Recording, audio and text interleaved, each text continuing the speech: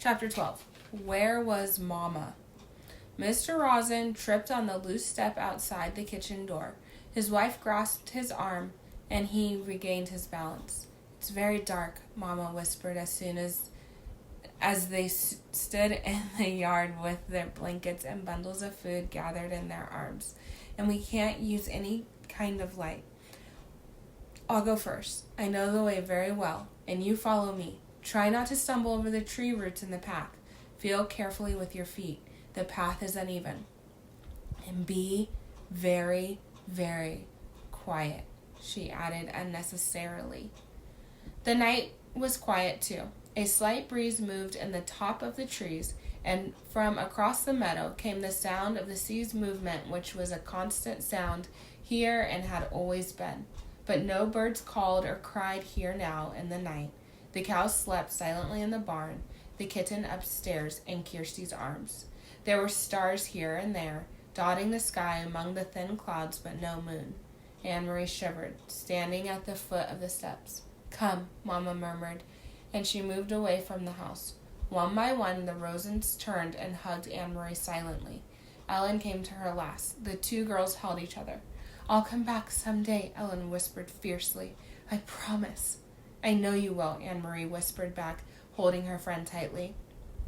Then they were gone. Mama and the Rosens. Anne-Marie was alone. She went into the house crying suddenly and closed the door against the night.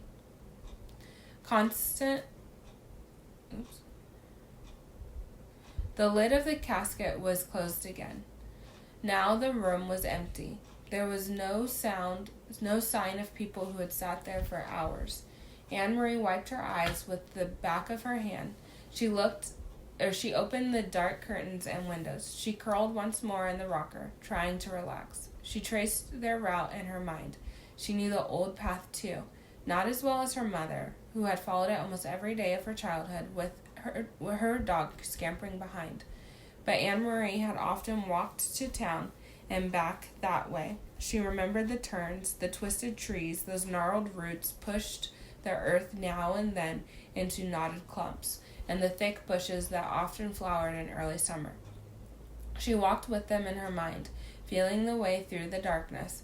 It would take them, she thought, half an hour to reach the place where Uncle Henrik was waiting with his boat.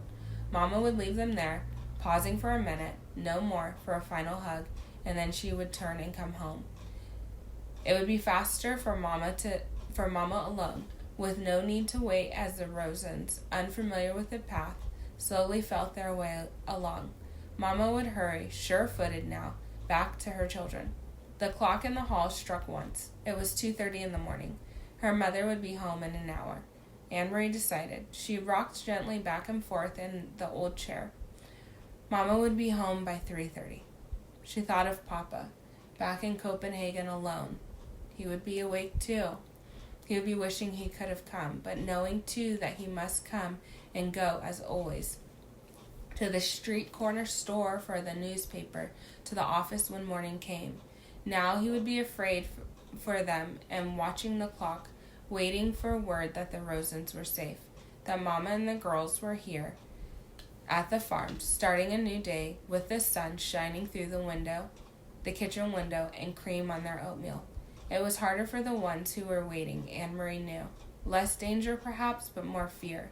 She yawned, and her head nodded. She fell asleep, and it was a sleep as thin as the night clouds, dotted with dreams that came and went like the stars. Light awoke her. But it was not really morning, not yet. It was the first hint of slightly lightening sky, a pale gleam at the edge of the meadow, a sign that far away somewhere in the east from Sweden still slept. Morning would be coming soon. Dawn would creep across the Swedish farmland and coast. Then it would wash a little Denmark with light and move across the North Sea to wake Norway. Anne-Marie blinked in confusion, sitting up, remembering after a moment where she was and why. But it was not right. The pale light at the horizon. It should be dark still. It should still be night. She stood stiffly, stretching her legs, and went to the hall to look at the old clock. It was past 4 o'clock. Where was Mama? Perhaps she had come home and not wanted to wake Anne-Marie and had gone to bed herself. Surely that was it. Mama must have been exhausted, and she had been up all night, had made the dangerous journey to the boat, and returned through the dark woods, wanting only to sleep. Quickly Anne-Marie went up the narrow staircase. The door to the bedroom where she had slept with Ellen was open. The 2 small beds were neatly made, covered with old quilts, and empty.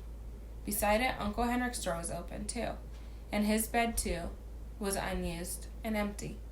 Despite her worry, Anne-Marie smiled slightly when she saw some of Henrik's clothes crumpled in a chair and a pair of shoes caked with the barnyard dirt lying on the floor. "He needs a wife," she said to herself, imitating Mama.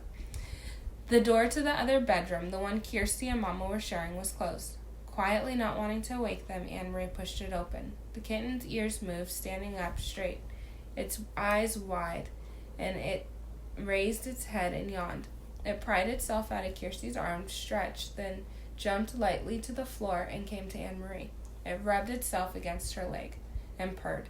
Kirsty sighed and turned in her sleep, one arm free now of the kitten's warmth and comfort, flung itself across the pillow. There was no one else in the wide bed.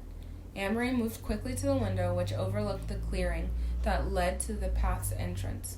The light outside was still very dim, and she peered through the dimness, trying to see, looking for the opening in the trees where the path began, looking for Mama hurrying home. For a second she saw a shape there, something unfamiliar, something that had not been there the day before. A dark shape, no more than a blurred heap, at the beginning of the path. Anne-Marie squinted, forcing her eyes to understand, needing to understand, not wanting to understand. The shape moved, and she knew. It was her mother, lying on the earth.